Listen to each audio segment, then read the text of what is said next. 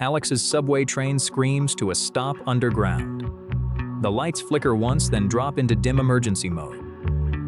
A sharp electrical smell cuts through the packed evening carriage. Then a thread of gray smoke curls from the next car. Nobody knows whether this is a delay, a fire, or both. The tunnel outside is black, narrow, and suddenly very important. In the next 10 minutes, small decisions can become fatal. The greatest danger may not be flames at all. It may be smoke, confusion, and the wrong first movement. Mistake 1 is assuming every stop train is just an inconvenience. Alex hears several passengers laugh and keeps scrolling on their phones. One man pounds the closed doors and demands they open immediately. Another says the smell is probably only overheated brakes. But smoke in a confined tunnel must be treated seriously at once. Alex stops thinking about arrival times and starts thinking about exit option. He checks where the nearest intercom and emergency instructions are located. He notices which door is closest to the side walkway outside. He also notes which passengers may need help moving quickly. The train operator's first announcement is delayed by static. That silence makes early observation even more important. Alex looks for growing smoke, changing light, and passenger behavior. He keeps his bag close and clears his hand. He tightens his shoes and keeps his breathing steady. Waiting calmly is not the same as ignoring danger. Mistake 2 is forcing doors or windows before you understand the hazard. A frightened horse prying a subway door with both hands. Another reaches toward an emergency window hammer without instructions. Opening the wrong exit could release people onto a dangerous trackside. Outside one side lies a narrow maintenance walkway. Outside the other side may be a live electrified rail. Alex does not let curiosity choose his direction. He waits for operator instructions while moving away from the smoking end. If the crew orders evacuation, the correct side matters immediately. Random escape can throw people into darkness, wires, and moving trains. A train stopped in a tunnel is not a normal doorway. Controlled exits save lives because tunnels are built around hidden hazards. The operator finally announces smoke in the forward car. Passengers are told to prepare for possible evacuation. Alex positions himself where he can move without pushing others. Mistake 3 is stepping onto tracks without understanding rail danger. The door nearest Alex opens after the operator releases it. Some passengers instantly try climbing down to the track bed. Alex sees a narrow side walkway and a shining rail below. The rail is not just metal, it can still be deadly. Electricity may remain present even when the train appears powerless.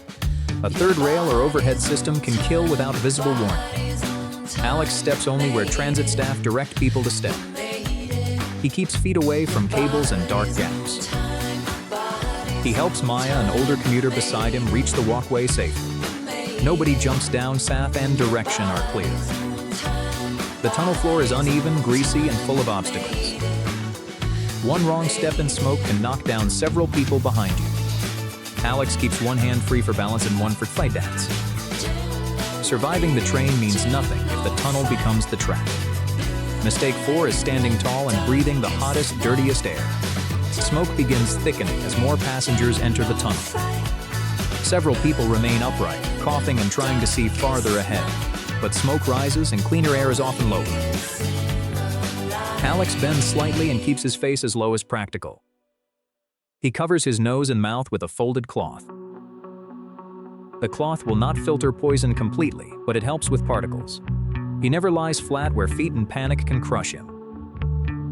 Instead, he stays low while keeping balance and forward movement. Maya copies him and coughs less with each step. Alex avoids deep, fast breaths that pull more smoke in. Panic breathing can exhaust you faster than walking. He focuses on slow steps, short breaths, and clear decision. In smoke, the correct height can buy precious seconds. Mistake 5 is running, shoving, or breaking the group apart. A rumor spreads that flames are already behind the passengers. The crowd instantly compresses and starts surging forward. Alex does not sprint into the backs of slower people.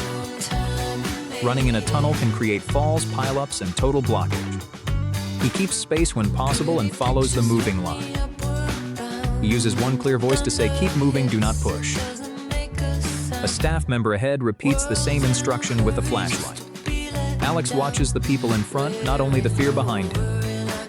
If someone stumbles, the line slows instead of trampling forward. Order matters more than speed inside a confined evacuation path. A moving group is safer than a panic stampede. Mistake 6 is choosing the wrong direction at a split or service door. The tunnel ahead reaches a branching maintenance passage. One dark opening looks shorter and easier than the main route. But unofficial routes can dead-end in locked rooms or utility spaces. Alex follows illuminated staff guidance, not guesses.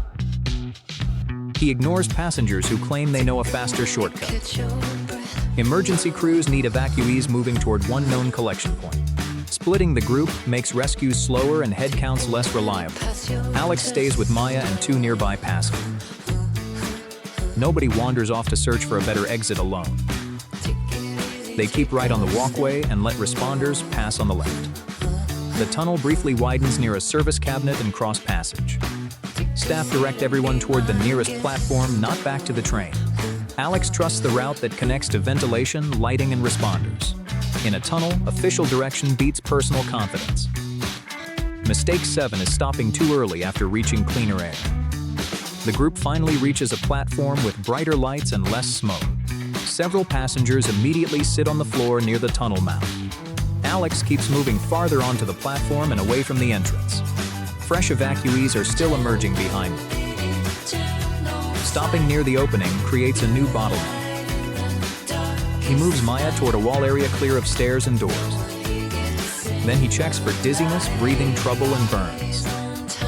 Anyone with severe symptoms needs medical attention immediately. Alex does not re-enter the tunnel for a dropped phone or bag. He does not crowd the platform edge trying to see what happened. He follows staff toward the street-level exit when instructed. At the station concourse, he keeps walking until the crowd thins. He sends one short message only after reaching safer open space. Then he listens for official updates instead of rumors online. Smoke exposure can worsen even after the hardest part feels over. Alex watches Maya for delayed coughing or confusion. He gives his name and car number to responders when asked. Accurate information helps crews check whether anyone remains inside. 10 minutes ago, this looked like a normal commute. Alex survived because he recognized danger before panic took control. He waited for the right exit, respected the rail, and stayed low. He moved with order, followed staff, and kept going after escape. Remember, serious smoke, correct side, low air, calm movement, keep going. Underground survival begins when you stop thinking like a passenger. At night, Alex wakes to a screaming smoke alarm. Hallway silent, but something smells terribly wrong beyond doorway. A thin gray smoke line slips beneath his door. Below, fire climbs hidden shafts through 40 apartment floor. Alex has minutes before familiar escape routes become impossible. High-rise fires appear quiet during their most survivable moments. Early clues include warm doors and faint smoke. 7 ordinary mistakes can turn warnings into deadly traps. Some wrong choices feel responsible, brave, or simply fast. Alex must follow a practice sequence without dangerous improvisation. Mistake 1 is treating the alarm like an inconvenience. Alex waits for someone else to confirm the danger. He checks messages instead of immediately beginning his escape. Every delayed second gives smoke more room to spread. Alarms demand action before visible danger confirms their warning. Wears sturdy shoes and grabs phone and keys. He leaves every heavy item that could slow escape. His emergency bag works because it waits beside exit. Alex alerts neighbors without entering the increasingly smoky corridor. He calls emergency services before overloaded networks stop working. He never assumes somebody else reported everything accurately already. Building announcements may change safe routes floor by floor. Waiting for complete certainty can erase every remaining option. Preparation transforms confusion into immediate, controlled, useful movement forward. Mistake 2 is opening doors before checking outside conditions. Alex reaches toward the handle, then suddenly stops himself. He tests door heat using his hand's safer back. A hot surface warns severe heat waits outside already. Opening that door could pull smoke directly inside quickly. Alex keeps it closed and chooses another escape option. A cool door without smoke may indicate usable passage. He opens cautiously, staying low and ready to retreat. The corridor appears clear, with protected stairs visible ahead. If smoke blocks passage, Alex closes the door immediately. He closes his apartment door to slow smoke movement. 2 exits matter because one may become unusable suddenly. Familiar hallways become disorienting after only several stressful breaths. Alex follows illuminated exits and official building announcements carefully. He never creates another opening without a clear reason. Always check conditions before committing to any high-rise route. Mistake 3 is choosing elevators because they seem faster. Open elevator doors can falsely promise a quick escape. Power may fail or doors may open into. Firefighters may need elevators during their specialized emergency operations. Alex turns away and enters the protected stairwell instead. He firmly closes the stair door behind him afterward. Closed doors prevent smoke from filling essential escape stairs. Alex descends calmly while remaining along one side only. He never runs, pushes, or records inside evacuation stair. Residents with limited mobility follow prepared assistance plans immediately. If Alex cannot use stairs, he calls responders immediately. A clear landing may provide protected waiting space nearby. Firefighter instructions override every ordinary evacuation assumption during emergencies. Some marked elevators may operate safely under responder direction. Alex uses them only when responders explicitly direct him. Mistake 4 is standing upright inside spreading toxic smoke. Smoke rises, leaving relatively cleaner air near the floor. Alex stays low, covering nose and mouth while moving. Cloth filters particles, but never creates breathable oxygen inside. He moves toward clear exits instead of hiding nearby. Toxic smoke quickly weakens judgment, balance, and physical coordination. Alex checks each doorway for darker smoke and heat. When conditions worsen, he retreats toward the safer compartment. He never enters stairs already filled with dense smoke. Another protected stairway may still remain clear elsewhere nearby. He follows signs without assuming routes remain permanently open. Crawling reveals floor obstacles and doorway edges through smoke. Alex controls breathing and keeps moving slowly but steadily. Smoke can travel faster than any visible flames nearby. Staying low helps, but escaping remains the ultimate goal. Mistake 5 is leaving important protective doors standing open. Alex nearly holds a stair door for one neighbor. Open doors quickly flood protected stairs with dangerous smoke. He lets it close, then calls directions through it. Every closed door creates another protective barrier against smoke. Alex closes apartment, corridor, and stair doors behind himself. He never wedges fire doors open using nearby object. Fire doors only work when they close completely shut. Even tiny gaps allow smoke through during pressure changes. Alex warns others without reopening the protected route again. Sprinklers and smoke controls work best with intact door. He never tampers with alarms or automatic door closers. A closed door may hold smoke back for minutes. Open doors can now send fire throughout multiple floors. Sometimes survival simply means pulling one door closed completely. Mistake 6 is fighting fire instead of escaping immediately. Alex sees flames burning beside a corridor wastebasket nearby. He considers using an extinguisher while precious seconds disappear. But smoke thickens as his escape path rapidly narrows. Extinguishers suit only tiny, contained, and manageable fires nearby. Alarm, clear exit, and trained use must exist first. Alex evacuates because this fire is already growing larger. He reports the fire's exact location to emergency responders. He keeps flames ahead while backing towards safety carefully. Outside, Alex goes directly toward the designated meeting place. He never re-enters for pets, phones, documents, or valuables. He tells firefighters exactly who may remain inside still. Only emergency responders decide when re-entry becomes truly safe. Improvised heroics can easily create another rescue victim outside. Early evacuation leaves firefighters fewer people requiring rescue inside. Mistake 7 is hiding silently after every exit failed. Now Alex is trapped inside another possible scenario entirely. Smoke fills corridors while his door feels dangerously hot. He keeps it closed and calls emergency services immediately. He gives address, floor, apartment number, and occupancy details. Alex seals door gaps with damp cloths when available. He moves where rescuers can clearly see his window. He waves bright cloth and signals using his flashlight. He opens windows slightly only when outside conditions improve. If smoke enters, he closes the window again immediately. He stays low and updates emergency dispatchers continuously nearby. He never hides where rescuers cannot locate him quickly. He never jumps or trusts an improvised rope escape. Closed rooms and clear signals improve rescue chances significantly.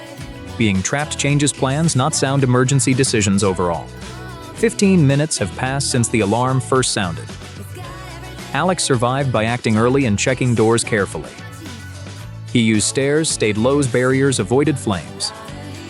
When trapped, he called, sealed, signaled, and stayed visible. Practice this sequence before smoke removes every available choice. At 5:11 a.m., heavy rain wakes Alex on the hillside. The storm has pounded the neighborhood for nearly 3 straight days. Then a deep cracking sound travels beneath the kitchen floor.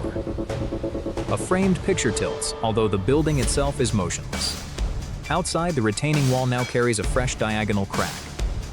The ground is moving, but almost nothing appears to move. That contradiction makes landslides especially difficult to recognize early. Alex may have only 20 minutes before the slope releases. 7 ordinary mistakes can place him directly inside its path. Mistake 1 is dismissing the warning signs as harmless storm damage. Alex notices the back door suddenly scraping against its obscene. A fence post outside is leaning farther downhill than yesterday. New muddy water is emerging through previously dry ground nearby. Small stones begin bouncing down the road without visible cause. Then the hillside produces a low rumble like distant machinery. Cracks, tilting objects, new springs, and rumbling demand immediate attention. Alex does not walk uphill to investigate the source personally. He checks official alerts while putting on sturdy waterproof shoes. His phone, flashlight, radio, medicine, and water enter one emergency bag. He wakes his neighbor and warns everyone inside the building. The dog receives a leash before panic can make it run. Alex reports the signs to emergency services while moving towards safety. Recognition is useful only when it produces immediate protective movement. Mistake 2 is running downhill along the easiest-looking escape route. The main road descends through a narrow drainage channel below. It appears open, familiar, and faster than climbing sideways. But landslides and debris flows naturally accelerate through low channels. Valleys, gullies, stream beds, and culverts can become moving funnels. Alex moves away from the suspected path, not directly downhill. He travels sideways toward nearby stable high ground when possible. The rumbling grows louder as mud begins entering the drainage ditch. A brown surge suddenly follows the exact road Alex rejected. Cars parked downhill begin shifting before the buildings are reached. Never cross an active flow to reach the opposite side. Even shallow moving mud can contain rocks, trees, and metal debris. Alex keeps maximum distance from the channel and its outer edges. The safest direction is away from the path toward higher ground. Mistake 3 is using a vehicle without checking the road ahead. Alex reaches his car before the first major slope failure. Driving may help only while official evacuation roads remain clearly open. The uphill highway runs beneath a steep, freshly exposed rock face. Small rocks strike the pavement beside a newly fallen branch. Alex stops well before the unstable section and turns around. He never parks beneath cliffs, cut slopes, bridges, or retaining walls. A vehicle offers little protection from rockfall or moving earth. Road pavement may already be cracked, hollow, or pushed sideways. Floodwater across the road may hide a collapsed drainage structure. Alex follows the marked alternate route toward an open ridge. He leaves space between vehicles in case traffic must reverse. Headlights remain on because rain and dust reduce visibility. He avoids stopping where emergency equipment needs access. When officials close a road, Alex never moves the barricade. A familiar road can become part of the landslide within seconds.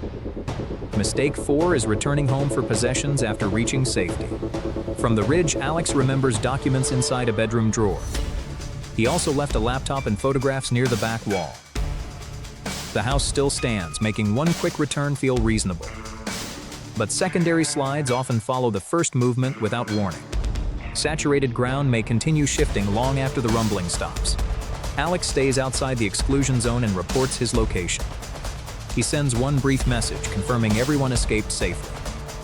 No photograph, computer, or document justifies crossing unstable ground. Important files should be copied before the rainy season begins.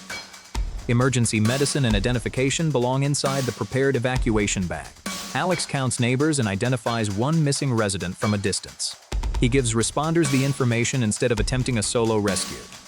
Untrained rescuers can create additional victims beneath unstable debris. The correct help is accurate information delivered from safe ground. Mistake 5 is believing the danger ends when the slope stops moving. The first debris surge becomes silent beneath the continuing rain. Curious residents begin approaching the edge to record the destruction, but the scar above them remains saturated, cracked, and unsupported. Loose boulders and trees can fall after the main slide. Blocked streams may suddenly release water and a second debris flow. Alex remains far from the top, bottom, and sides of the slide. He watches from an officially designated safe area only. Fresh cracking sends everyone farther away before another collapse begins. Power lines sag across mud that appears completely motionless.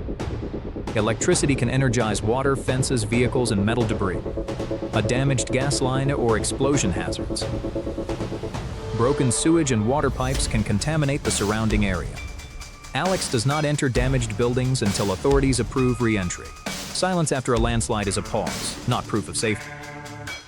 Mistake 6 is approaching trapped victims without assessing the ground. Alex hears controlled tapping beneath part of a damaged structure. His instinct is to climb directly across the debris pile.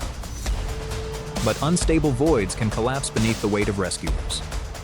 Sharp metal, broken glass, gas, and electricity may surround survivors. Alex marks the location from stable ground and calls rescue teams.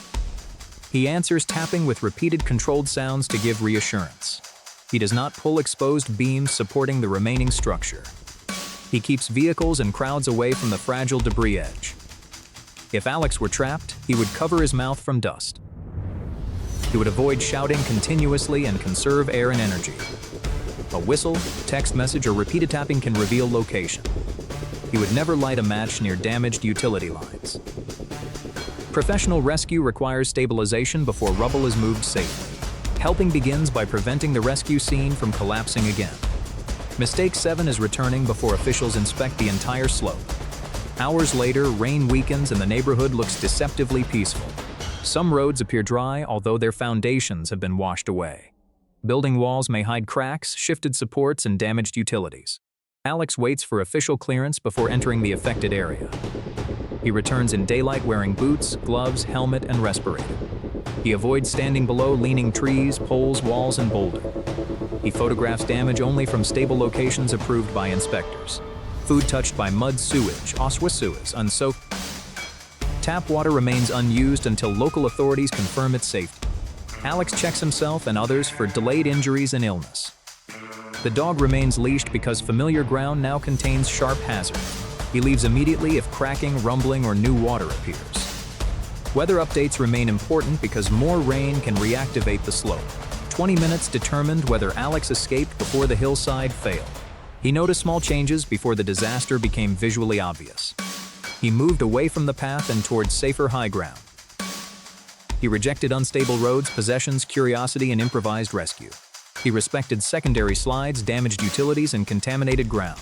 He waited for trained officials before returning to the neighborhood. Remember, recognize, report, move away, climb safely, and stay out. Landslide survival begins when the hillside first whispers, not collapses. At 11:47 p.m., Alex loses traction on a rain-slick bridge. His car spins sideways before smashing through the roadside barrier. For half a second, the headlights illuminate nothing but black water. Then the entire vehicle drops nose first into the freezing canal. The impact is violent, loud, and instantly disorienting. Water explodes across the windshield while the cabin tilts forward. Alex has survived the crash, but the real emergency starts now. A sinking vehicle can turn ordinary instincts into deadly delays. His useful escape window may last only a very short time. 7 mistakes now stand between Alex and the surface. Mistake 1 is believing the seatbelt will trap you underwater.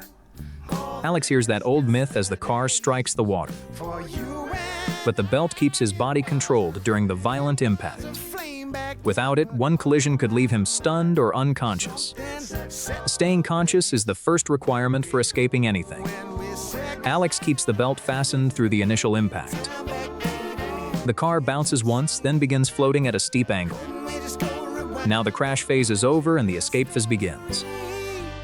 Alex immediately reaches for the seat belt release.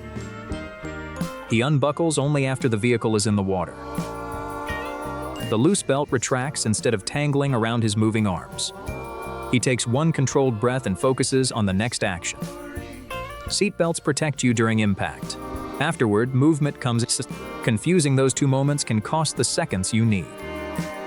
Prepared survival starts by knowing exactly when the rule changes.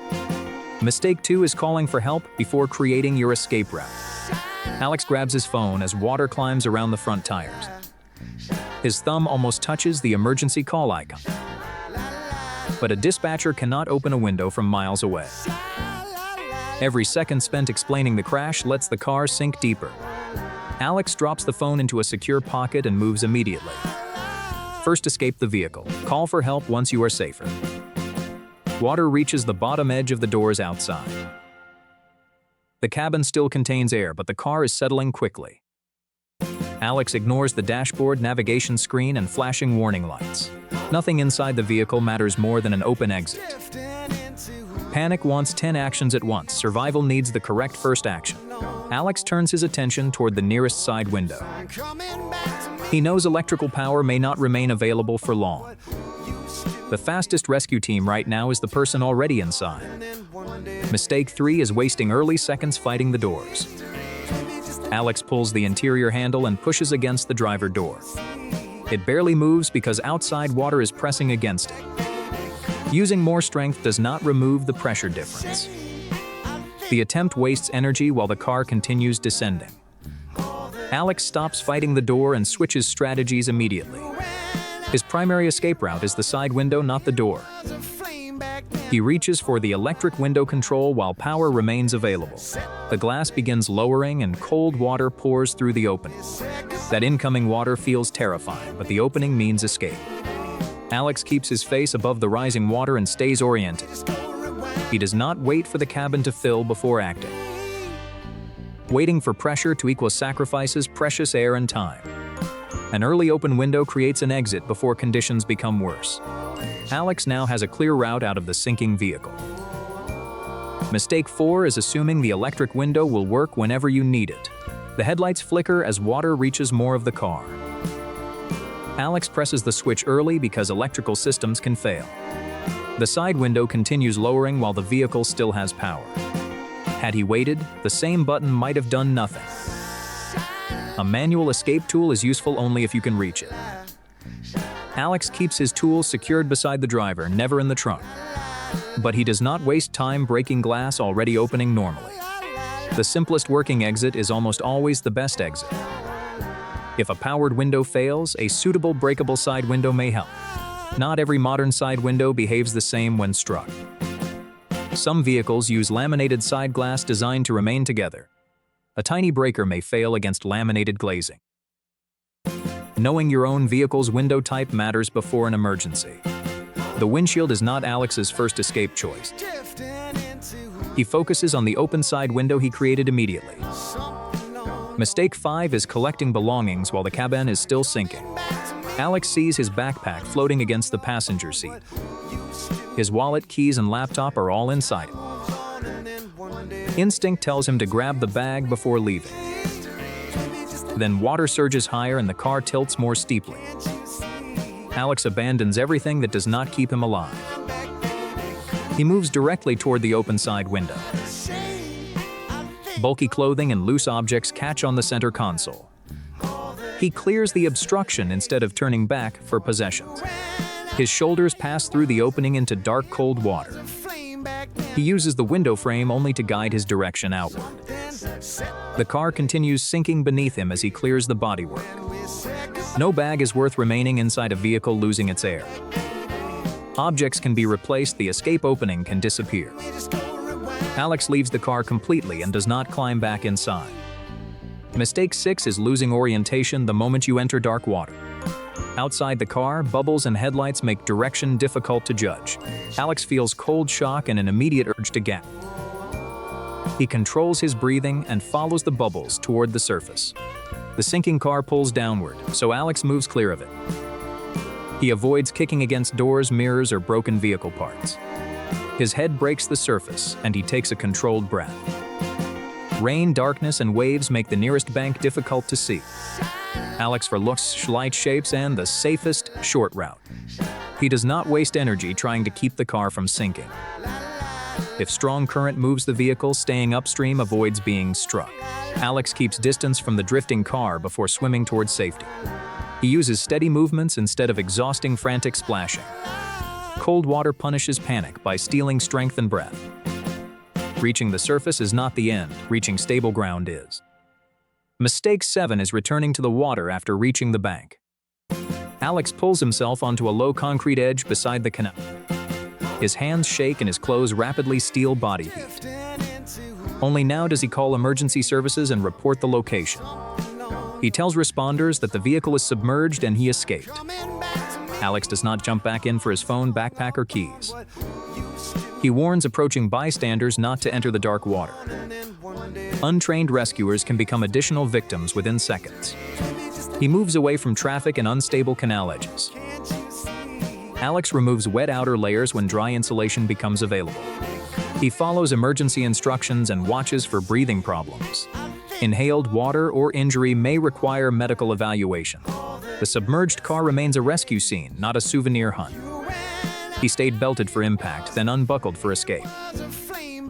He opened the window before electricity became another problem. He abandoned the door, the belongings, and the sinking vehicle. He controlled his breathing and moved away from the car underwater. Remember, belt for unbuckle, open, exit, surface, get clear. In a sinking car, hesitation can become heavier than the water itself. At 4:42, rain begins hammering Alex's entire city block. Within minutes, storm drains spit water back onto nearby streets. His phone flashes one urgent instruction: move to higher ground. Outside, the water still resembles one harmless, shallow street puddle. That harmless appearance becomes the most dangerous illusion before him. Flash floods can transform ordinary streets with terrifying, sudden speed. Within minutes, familiar roads become violent, fast-moving, raging urban rivers. Water need not appear dramatic before becoming truly dangerously deadly. 7 decisions now separate Alex from one survivable escape route. Mistake 1 is waiting for certainty after receiving official warnings. Alex watches traffic still moving normally through the heavy rain. A neighbor laughs, claiming the warning applies somewhere else entirely. Then muddy water begins rising through several sidewalk drains nearby. An alarm suddenly echoes from the underground parking garage below. Alex instinctively wants to run downstairs and save his car. The elevator points downward, offering the fastest route toward danger. Flash floods fill basements and underground garages before upper floors. Water already races down the concrete vehicle ramp below rapidly. Alex leaves keys, grabbing phone, flashlight, and emergency bag instead. He climbs stairs upward instead of following elevators downward anymore. He warns his neighbor no vehicle is worth entering water. Seconds later, muddy water covers the entire garage entrance completely. The warning authorized action, not endless debate over its accuracy. When water rises quickly, hesitation can erase remaining escape routes. Mistake 2 is trusting vehicles to defeat a flooded roadway. From above, Alex sees one dry route leading safely up. A short underpass ahead is covered by dark moving water. Another driver approaches, believing the dark water remains shallow enough.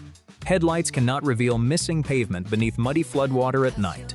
Even shallow water can hide curbs, drains, holes, and pavement. The current touches tires and begins pushing the car sideways. Roughly wheel-deep rushing water can carry away many ordinary cars. Once vehicles float, steering and brakes become completely useless instantly.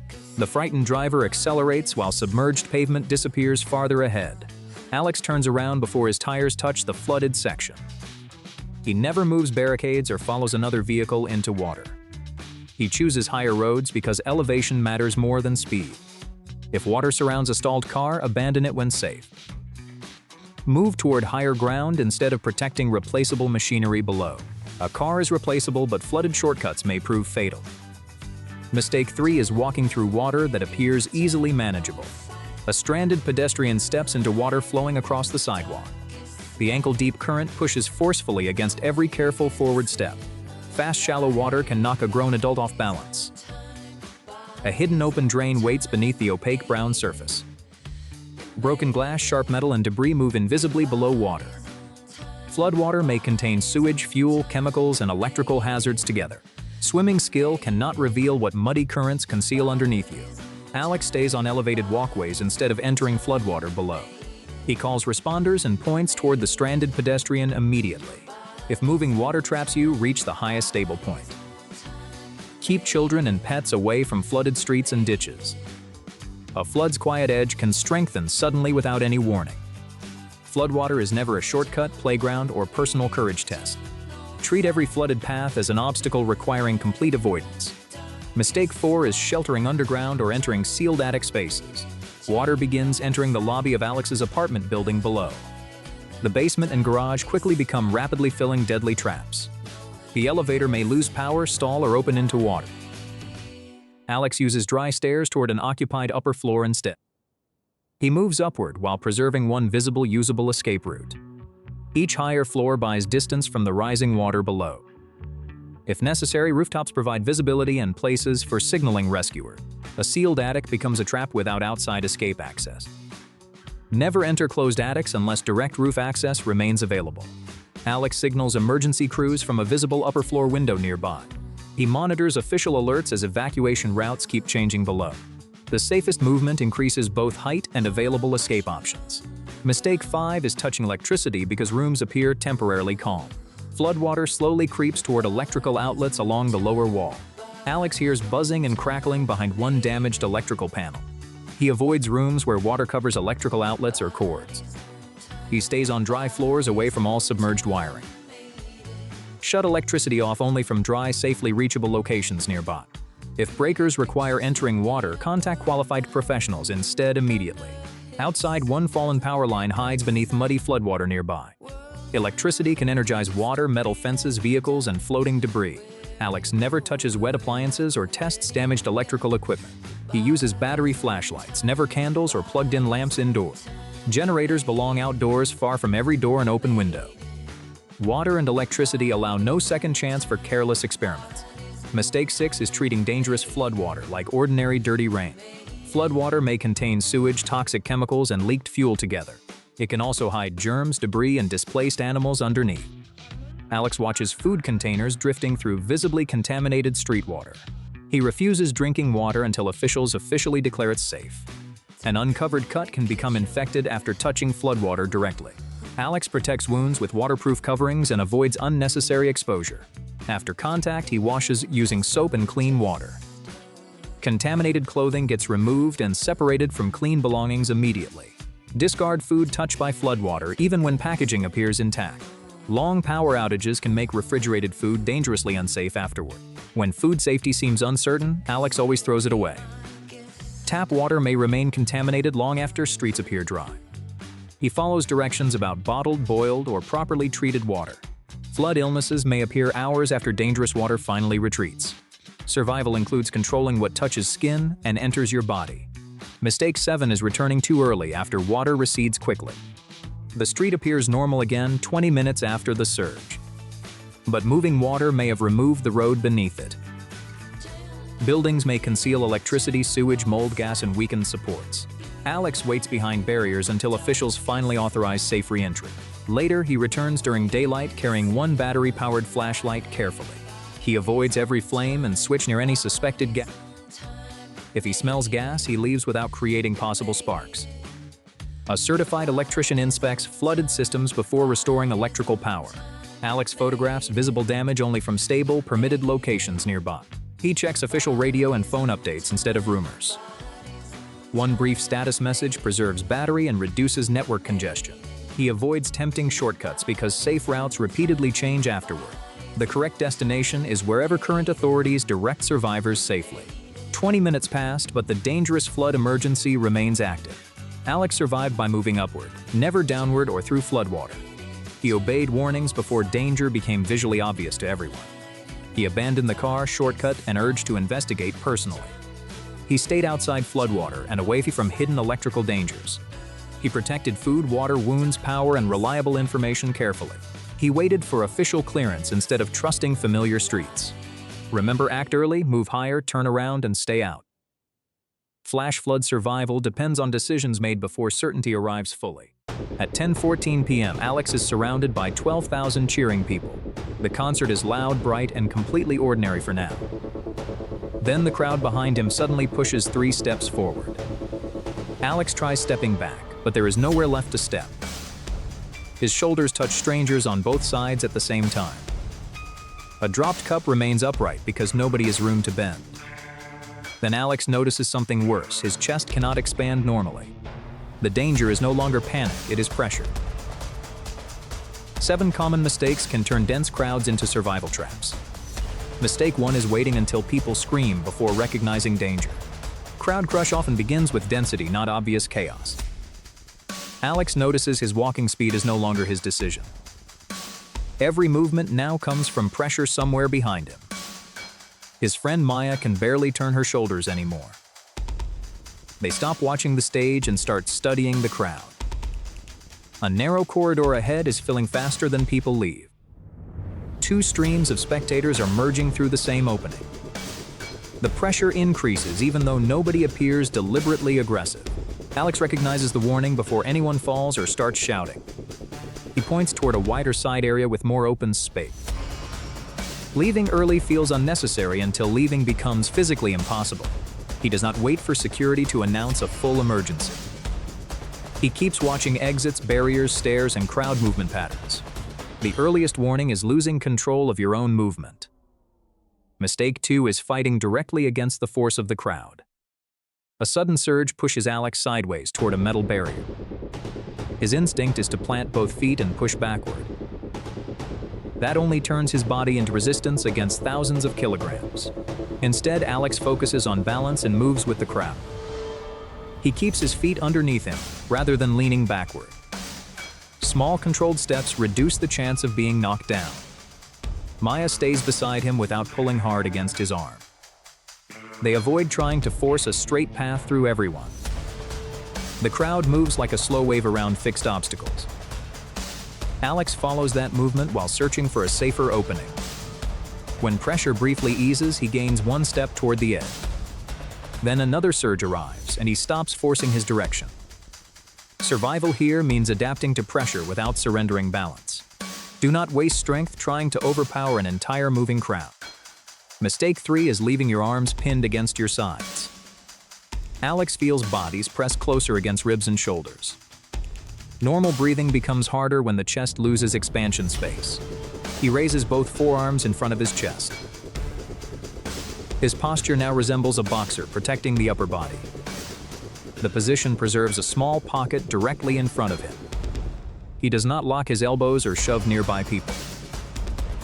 Maya copies the same posture while keeping her feet stable. Backpacks and bulky bags can make tight spaces even harder. Alex keeps his emergency essentials small and close to his body. A phone is useless if retrieving it destroys his breathing space. He ignores incoming messages and watches the movement around him. Protecting chest space matters more than protecting personal belongings. Your first job inside dangerous density is continuing to breathe. Mistake 4 is heading automatically toward the nearest visible exit. A bright exit sign attracts hundreds of people at once. The doorway is narrow and pressure is increasing around it. Alex realizes the obvious route has become a dangerous bottleneck. He looks for wider openings, side corridors, and staff-controlled routes. A security worker signals toward an alternate passage farther left. Alex does not cut directly across the strongest crowd flow. He waits for a brief lull and moves diagonally left. That angle slowly carries him toward the crowd's outer edge. Maya follows close without gripping Alex tightly around the body. They gain breathing room 1 controlled step at a time. Behind them, the nearest doorway becomes even more compressed. The shortest route is not always the fastest survivable route. Edges usually offer more movement than the center of compression. Follow trained staff when they redirect people away from bottlenecks. Mistake 5 is stopping suddenly to recover something you dropped. Maya's phone slips from her hand and disappears under hundreds of feet. Her first reaction is to bend down and grab it. Alex stops her before her head drops below surrounding body. In dense movement, bending down can destroy balance immediately. Someone behind cannot see why the person ahead suddenly stopped. One fallen person can create a dangerous obstacle for everyone nearby. The phone remains on the floor. Maya remains on her feet. A loose shoe, wallet, hat, or bag receives the... Do not sacrifice balance to recover replaceable objects during compression. Alex keeps his eyes forward and watches feet only peripherally.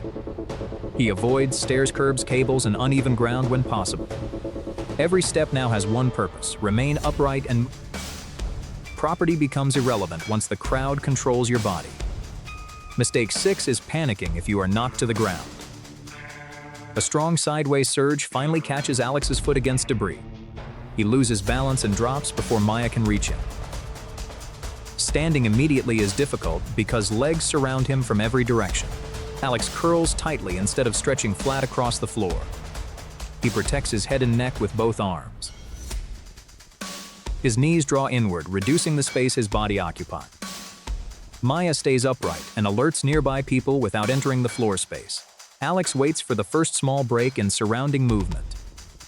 Then he plants one foot and rises as quickly as possible. He does not remain seated to check for missing belongings. Back on his feet, he immediately restores the chest protection posture. Falling is dangerous. Staying spread across the ground is worse. If knocked down, protect yourself and regain your feet quickly. Mistake 7 is relaxing the moment you reach open space. Alex and Maya finally cross beyond the densest part of the crowd. Their breathing improves, but thousands are still moving behind them. They continue farther away from gates, barriers, and merging pedestrian streams. They do not stop directly outside the exit to call friends. Stopping there would create another blockage for people still escaping. Alex follows staff toward a wide-open assembly area. He checks Maya for dizziness, breathing difficulty, and obvious injury. Anyone with severe breathing trouble or collapse needs medical attention. They send one short message only after reaching stable open space. Alex memorizes another exit before deciding whether to remain nearby. He never pushes back into the crowd to retrieve the lost phone. The event can be replaced, breathing cannot. 5 minutes ago, Alex believed the crowd was completely ordinary. He escaped because he noticed pressure before panic became visible. He moved with the crowd instead of fighting against it. He protected chest space and stayed upright whenever possible. He moved diagonally toward space instead of chasing the obvious exit. He abandoned property and knew what to do after falling. He kept moving after escape instead of blocking the crowd behind. If the crowd tightens again, Alex immediately moves toward wider space. He treats returning pressure as a new emergency, not an inconvenience. Remember, recognize pressure, protect breathing, stay upright, move toward space. In a crowd crush, At 3:18 p.m., ash begins falling across Alex's quiet neighborhood. The sky turns orange, although no flames are visible nearby. Then his phone displays an official order to evacuate immediately. Alex looks outside and sees neighbors still watering their lawns. The street appears calm, familiar, and completely safe for now. But wildfire danger rarely waits until the flames become obvious. Wind can carry burning embers far ahead of the fire front. Roads that look open can become blocked within only minutes. 7 ordinary mistakes can now erase Alex's remaining escape time. Mistake 1 is waiting to see flames before obeying evacuation orders. Alex wonders whether officials are simply being overly cautious today. His neighbor says the fire still looks several hills away. But hills, smoke, and buildings can hide the fire's true position. Strong wind may change its speed and direction without warning. An evacuation order means leave now, not after finishing preparations. Alex does not wait for smoke to darken his entire street. He puts on sturdy shoes and grabs paired emergency bag. His phone, charger, flashlight, radio, medicine, and water are inside. He brings his dog, leash, identification, and essential medical supplies. He closes windows and doors without locking firefighters out unnecessarily. He leaves exterior lights on so the house remains visible. Then Alex moves before frightened traffic fills every available road. Early evacuation turns minutes of uncertainty into miles of distance. Mistake 2 is trusting only one route out of the neighborhood. Alex's usual road leads downhill toward the nearest highway entrance. His navigation app suggests the same familiar route automatically. But smoke is already thickening beyond the next intersection. Emergency vehicles are moving toward the fire through that corridor. A fallen tree suddenly blocks half the downhill road. Alex checks official evacuation information instead of blindly following GPS. A second route climbs away from the smoke toward open ground. He chooses the authorized route even though it appears much longer. Shortcuts through forests and narrow canyons can become deadly funnels. Wind, embers, and traffic can change conditions faster than maps. Alex keeps the radio on for updated closures and directions. He tells a relative where he is going and which route. He never drives towards smoke simply because the road looks empty. Two planned routes are useful only when both remain accessible. The safest direction is the one emergency officials currently recommend. Mistake 3 is spending evacuation time collecting replaceable belongings. Alex suddenly remembers a laptop, camera, and box of photographs. Each item sits in a different room across the house. Retrieving them would add several dangerous minutes to his departure. He takes only the emergency bag already beside the exit. Important documents were copied earlier and stored securely online. Medication, identification, and immediate mobility needs remain the priority. Alex refuses to climb onto the roof and wet it down. He does not drag garden furniture inside after evacuation begins. He leaves sprinklers, hoses, and firefighting decisions to trained crews. A garden hose cannot stop wind-driven fire approaching the structure. Returning inside for one forgotten object creates another evacuation delay. Alex counts people and pets before starting the vehicle. He confirms everyone is inside, then leaves without another inspection. Possessions can be replaced, blocked roads and lost time cannot. Mistake 4 is beginning evacuation with an unprepared vehicle. Alex's fuel tank is above half because he prepared earlier. A nearly empty tank could force a stop inside heavy smoke. He loads the emergency bag without blocking mirrors or windows. Everyone fastens seatbelts before the vehicle begins moving. Alex closes all windows to reduce smoke entering the cabin. He sets ventilation to recirculate instead of pulling outdoor air inside. Headlights stay on because smoke can turn afternoon into darkness.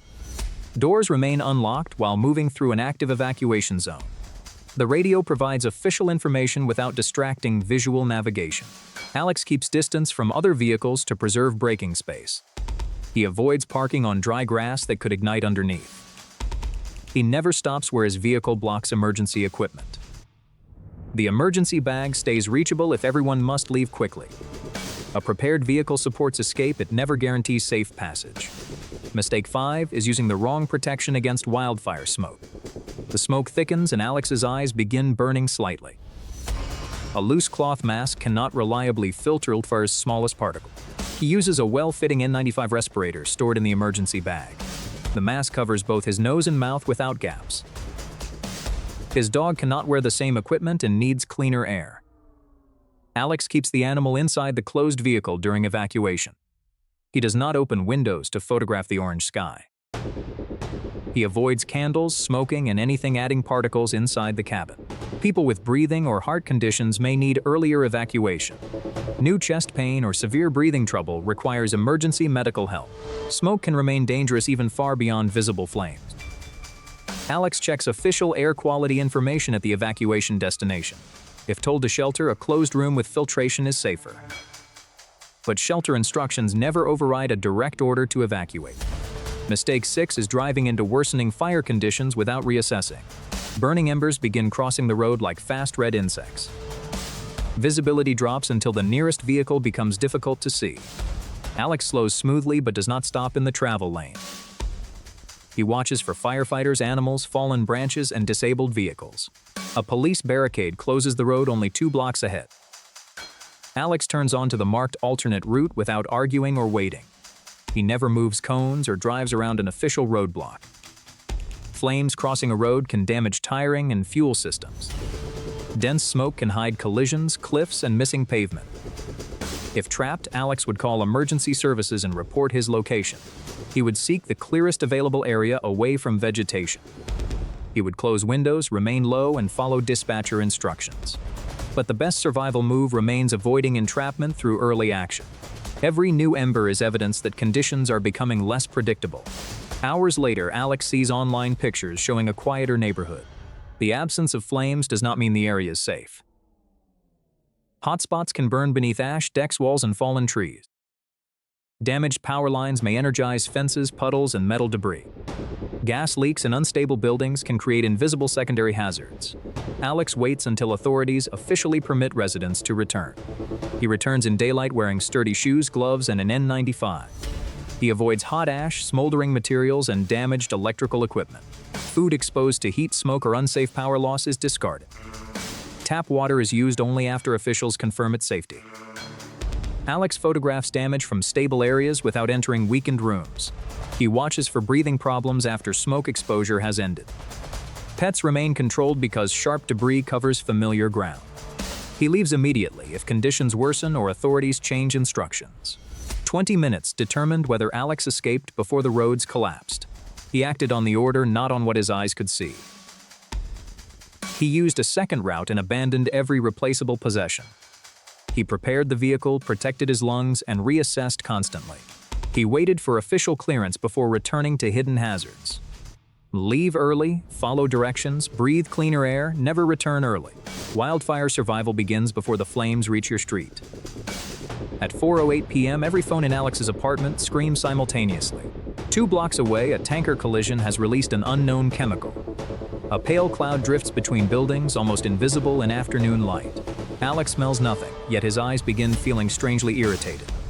Then the official alert orders everyone nearby to shelter in place. This is not the same as hiding from smoke or weather.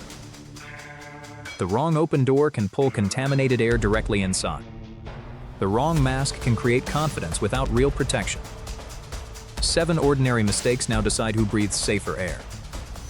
Mistake 1 is stepping outside to identify the mysterious cloud. Alex moves toward the balcony, hoping to see what happened. Neighbors below are filming emergency vehicles near the intersection. But many dangerous chemicals cannot be judged by color or smell. Smell is not a reliable instrument for measuring chemical safety. Wind can shift the release between buildings within seconds. Alex closes the balcony door before the pale cloud reaches his block. He brings his dog inside and keeps it away from windows. Pets stay inside because sending them outdoors adds exposure. Alex stops the neighbor from opening the hallway fire door. He checks official alerts instead of searching for the accident.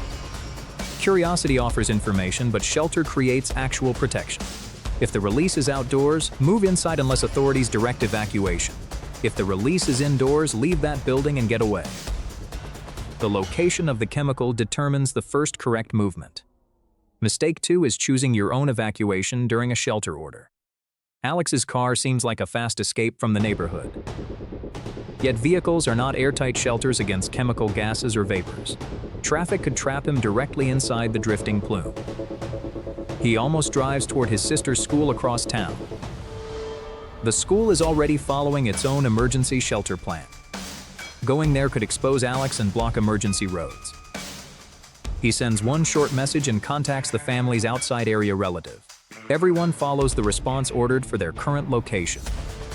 Evacuate means leave. Shelter means seal the space. The 2 actions are opposites, and guessing can be dangerous. Alex keeps keys ready in case officials later change instructions. He plans several evacuation routes without starting the vehicle. Official updates, not fear, determine when those routes become necessary. In chemical emergencies, obedience must move faster than fasting. Mistake 3 is leaving outside air systems running. Alex hears the apartment's air conditioner pulling air through vents. He switches off air conditioning, fans, furnace, and exhaust systems. He closes the fireplace damper and every outside air vent. Windows and exterior doors are closed and locked tightly. Locking helps pull frames firmly against their seals. Alex closes the window-mounted air conditioner's outside opening. Kitchen and bathroom exhaust fans remain completely off. A neighbor turns on a fan to clear the strange smell. But that fan can draw more contaminated air indoors. Alex places towels and plastic near obvious gaps if officials instruct sealing. He never blocks a necessary exit before understanding the instructions. The goal is slowing outside air, not building a permanent bunker.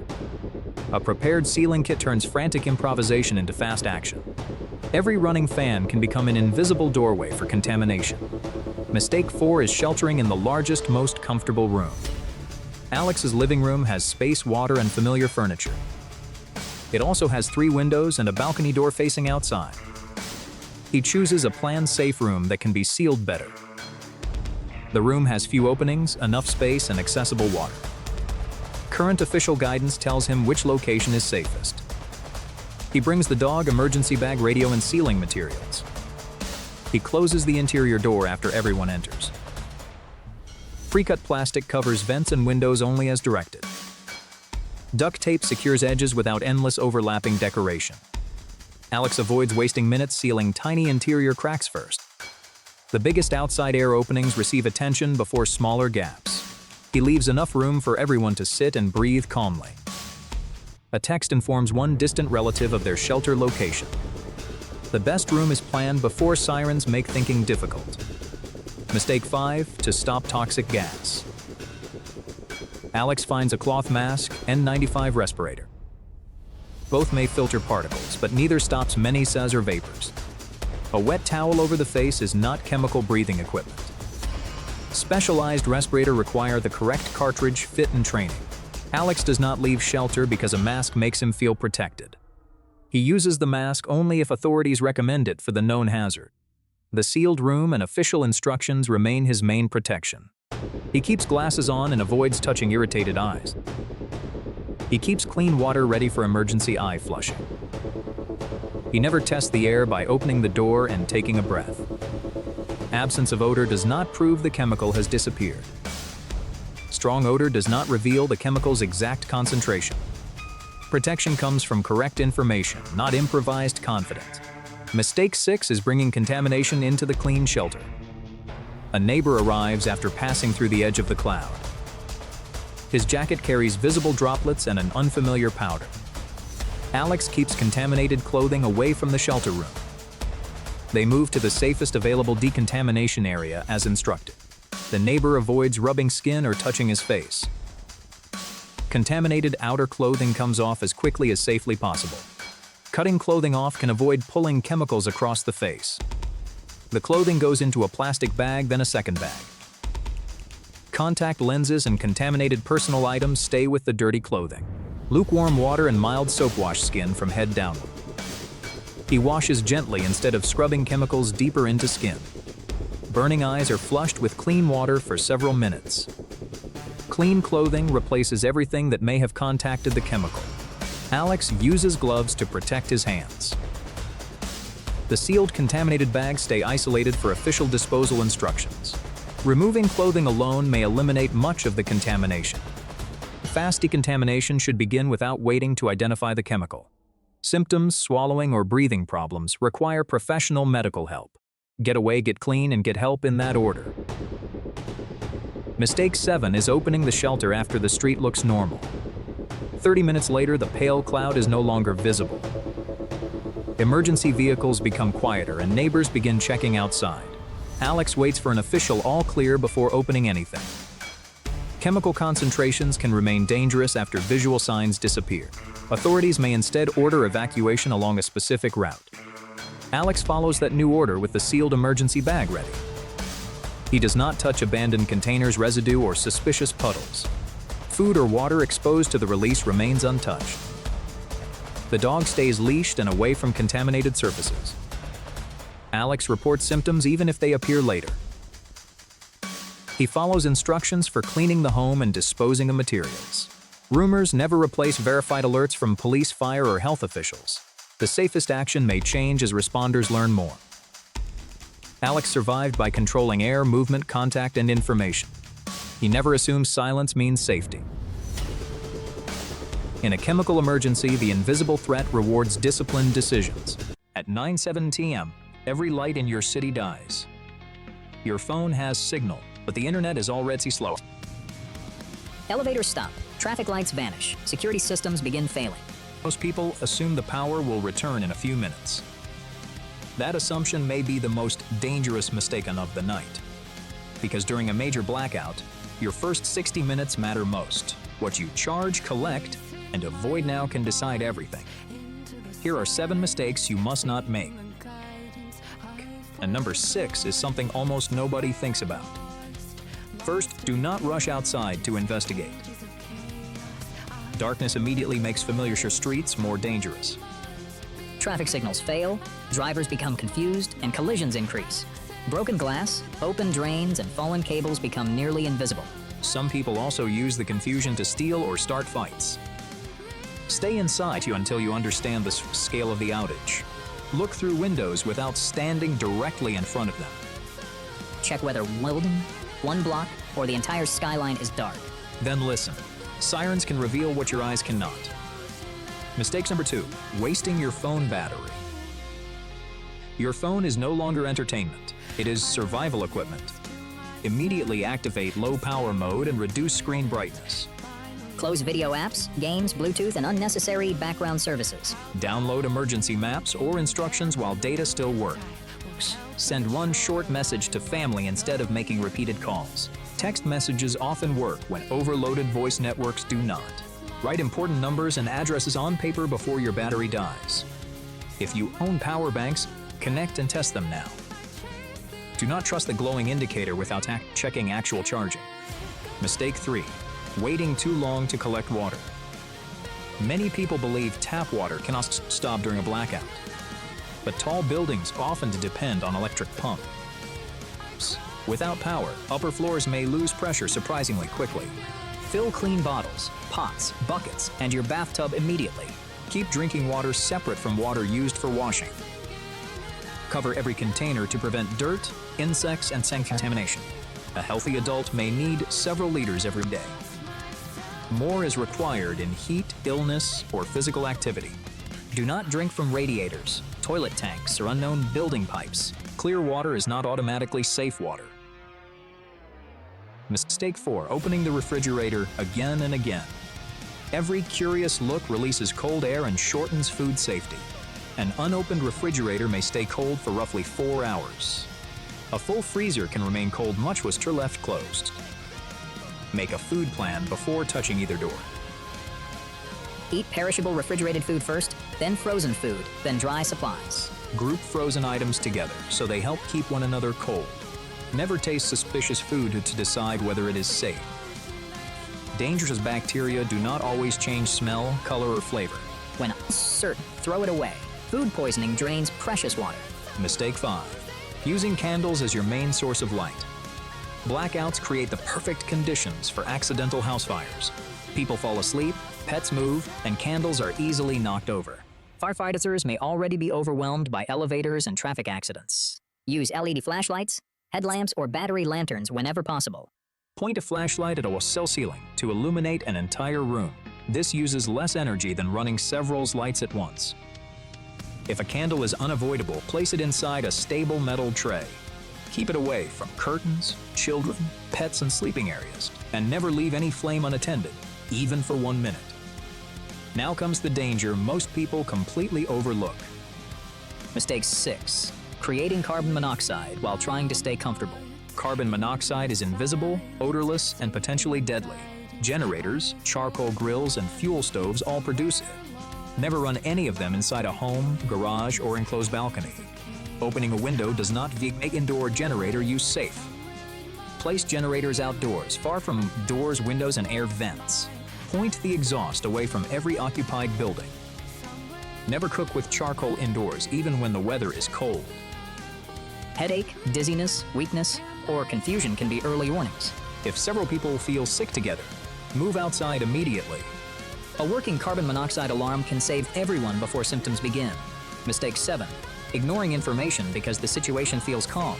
A blackout can be caused by weather, equipment failure, or cyber attack. It may also accompany fire, flooding, or a wider infrastructure collapse. Find a battery-powered radio and identify official emergency channels. Separate confirmed instructions from rumors spreading through social media. A dramatic message from a stranger is not reliable evidence. Look for agreement between authorities, utilities, and local broadcasters. Write down evacuation routes in case mobile data disappears. Include one route that avoids elevators, tunnels, and major intersections. But do not evacuate merely because the room feels uncomfortable. Leaving shelter can expose you to greater danger. Evacuate when your building is unsafe or officials instruct you to leave. Now organize what survival experts call a blackout command station. Put lights, batteries, radio, medicine, water, and keys together. This prevents people from searching through darkness and losing equipment. Add shoes, gloves, and a small fire extinguishers. Keep sturdy shoes on, especially if windows or glass objects can break. Place one flashlight beside each person, not across the room. Give children chemical glow sticks instead of candles or matches. Check on anyone who depends on powered medical equipment. Their backup battery may have far less time than expected. Contact emergency services early if power loss creates immediate medical danger. Next, reduce unnecessary movement throughout the building. Elevators may stop between floors or fail after temporary power returns. Use stairs only when necessary, and carry a light. Never enter a dark stairwell without checking the first steps. Automatic locks may behave differently when backup power expires. Keep physical keys on your body before doors become inaccessible. Unplug televisions, computers, and other sensitive electronics. A power surge may damage them when electricity suddenly returns. Leave one lamp switched on as a simple power indicator. When it lights, wait before reconnecting expensive equipment. Unstable power can disappear and return several times. Finally, prepare for the blackout to last longer than promised. Divide batteries, food, and drinking water into daily portions. Do not consume everything during the first comfortable evening. Preserve one emergency reserve that nobody touches without agreement. Agree on a meeting point if family members become separated. Choose one nearby location and one outside the affected area. Decide who will check children, older neighbors, and vulnerable residents. Cooperation becomes more valuable as technology becomes less reliable. So remember the order: shelter, information, water, power, then food. Stay inside long enough to understand what is happening. Protect your phone battery and collect water before pressure disappears. Keep refrigerators closed and replace open flames with safer lighting. Never burn fuel indoors, and verify every important instruction. A blackout is not automatically a disaster, but small mistakes can transform inconvenience to an emergency. Prepare before the lights go out, because darkness rewards the ready. At 9:36, Alex's phone screams through the silent apartment. A red warning icon appears as thunder shakes the windows. Outside, the city looks dark, wet, strange. Then emergency sirens begin rising above the strengthening wind outside. Alex may have 12 minutes before the storm reaches home. That sounds sufficient until every second becomes one urgent decision. A tornado may hide behind rain, darkness, or nearby buildings. You may never see the funnel before serious damage begins. 7 ordinary mistakes can turn shelter into a deadly trap. Mistake 1 is treating warnings like invitations to investigate outside. Alex opens weather maps and sees danger moving toward him. His neighbor suggests waiting until they hear the tornado approaching. But warnings demand immediate protective action, not delayed confirmation later. The storm may already produce dangerous rotating winds very nearby. Alex refuses stepping onto the balcony to inspect dark cloud. He avoids social media live streams that waste precious shelter time. He immediately wears sturdy shoes and grabs his emergency bag. Inside are flash radio, phone charger, and basic first aid supplies. He calls his dog and moves toward the planned shelter. Practicing this route earlier prevents confusion during darkness and panic. The first minute is spent moving, not proving forecasts correct. Waiting for visual confirmation can consume all available warning time. Sirens, alerts, and official broadcasts mean act immediately right now. Alex leaves the windows before winds become visibly violent outside. Mistake 2 is choosing nearest rooms instead of safest ones. Alex's bedroom feels familiar, but large windows face the storm. Glass can become dangerous debris long before surrounding walls fail. An upstairs hallway is higher and closer to the roof. Alex moves toward the lowest accessible floor inside the building. He chooses a small interior bathroom without any exterior windows. Several solid walls now separate him from the outside wind. He closes the door and clears loose objects from floors. A basement or certified safe room offers even stronger protection. Large open rooms have wide roofs that may collapse easier. Corner rooms and exterior walls receive more wind and debris. Alex avoids elevators because electrical power may fail during storms. He uses stairs before the building starts shaking violently around. In public buildings, follow designated tornado shelter routes immediately inside. Never crowd near glass entrances while searching for updated information. The safest available room is low, interior, and windowless. Mistake 3 is watching tornadoes beside exposed windows during warnings. Alex hears a deep continuous roar beyond the apartment walls.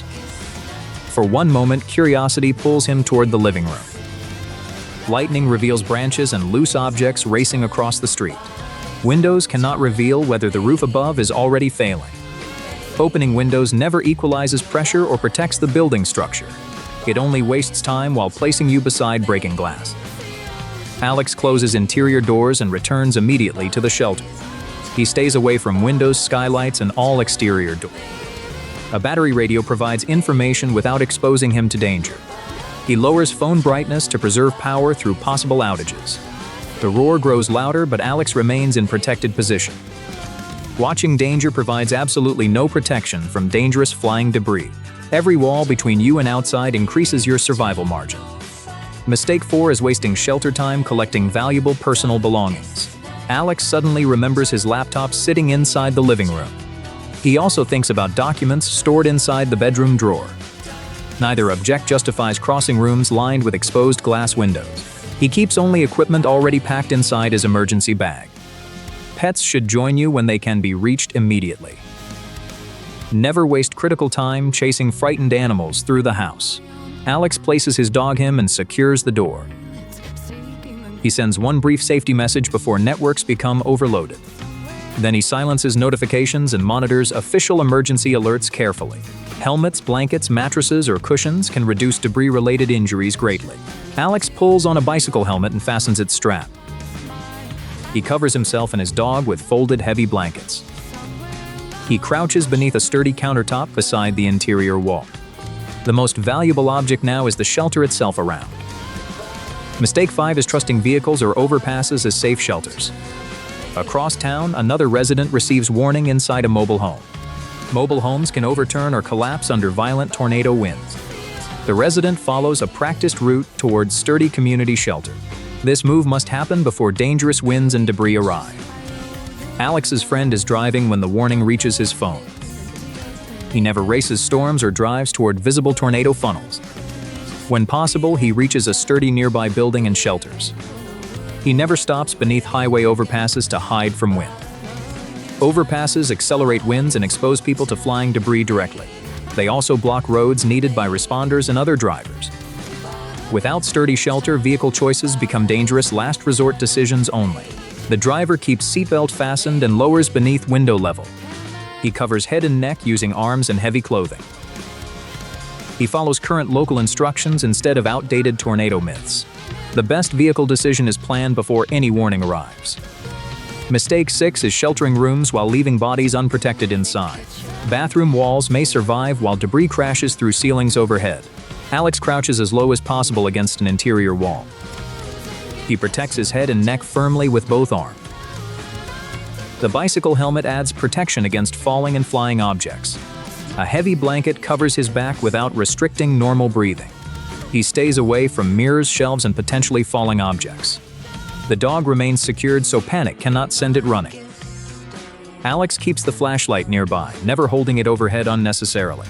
The building groans as pressure and debris strike exterior walls. A loud impact shakes the door, but Alex stays down. The lights fail, leaving the room completely dark and silent.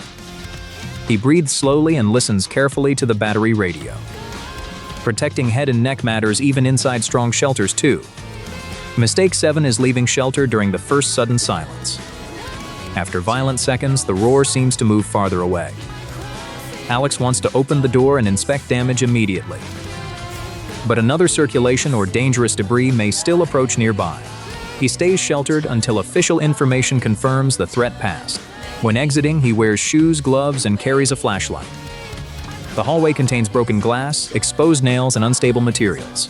Alex avoids fallen electrical wires and anything touching them nearby. He smells gas and leaves without using switches or devices. He checks himself for injuries before assisting nearby neighbors outside. Nobody enters badly damaged structures without official safety clearance first. If trapped, Alex texts location or makes controlled tapping sounds. He covers his mouth and avoids stirring unnecessary dust nearby. Emergency calls remain reserved for serious injury or immediate danger. Rumors never override directions from local emergency authorities during disasters. 12 minutes pass, and the neighborhood looks completely different now. Alex survived because he acted before seeing the tornado itself. He moved low, avoided windows, and protected himself.